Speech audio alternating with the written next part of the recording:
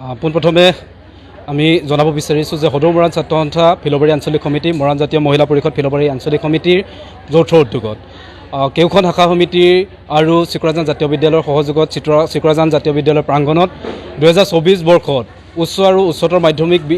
মাধ্যমিকত যিসকল ছাত্ৰ ছাত্ৰীয়ে সুখ্যাতিৰে উত্তীৰ্ণ হৈ অঞ্চলটোলৈ গৌৰৱ কঢ়িয়াই আনিছিলে, সেইসকল আমাৰ মৰাণ জনজাতিৰ ছাত্ৰ ছাত্ৰীক আজি অভিনন্দন জ্ঞাপন কৰাৰ উদ্দেশ্যে এইখন সভা আয়োজন কৰা হৈছিলে। আজি বিশ্ব পৰিৱেশ দিৱস আৰু এই বিশ্ব পৰিৱেশ দিৱসৰ লগত সংগতি ৰাখি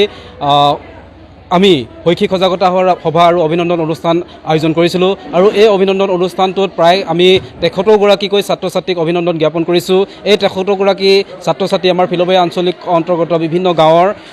পৰা আহিছিলে আৰু তেখেতসকলৰ ভৱিষ্যত উজ্জ্বল কামনা কৰি আচলতে আমি তেখেতসকলৰ অনাগত জীৱনটো যাতে সুন্দৰকৈ পাৰ কৰাই তাক লক্ষ্য আৰু উদ্দেশ্যে ৰাখি আচলতে আমি এই কাৰ্যসূচীটো ৰাখিছিলোঁ আৰু এই কাৰ্যসূচীটোত আমি সমল ব্যক্তি হিচাপে আমন্ত্ৰণ জনাইছিলোঁ ডুমডুমা মহাবিদ্যালয় ৰাজনীতি বিজ্ঞান বিভাগৰ সন্মানীয়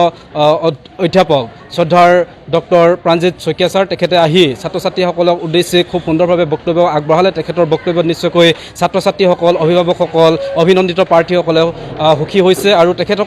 তেখেতৰ যি বক্তব্য সেই বক্তব্যই নিশ্চয়কৈ ছাত্ৰ ছাত্ৰীসকলক জীৱনত প্ৰভাৱ পেলাব পাৰিব বুলি আমি আশাবাদী আৰু আমাৰ যি লক্ষ্য আৰু উদ্দেশ্যেৰে আমি এই অনুষ্ঠানটো আয়োজন কৰিছিলোঁ সেই লক্ষ্য আৰু উদ্দেশ্য নিশ্চয়কৈ আমি সফল হৈছোঁ বুলি আশা কৰিছোঁ আৰু পুনৰবাৰ আমি সদৌ মৰাণ ছাত্ৰ সন্থা ফিলবাৰী আঞ্চলিক সমিতি, মৰাণ জাতীয় মহিলা পৰিষদ ফিলবাৰী আঞ্চলিক সমিতিৰ তৰফৰ পৰা এই কীৰ্তি ছাত্ৰ ছাত্ৰীসকললৈ আন্তৰিক অভিনন্দন জ্ঞাপন কৰি তেখেতসকলৰ অনাগত জীৱনবিলাক যাতে সুন্দৰ হয় তাকে কামনা কৰিছোঁ।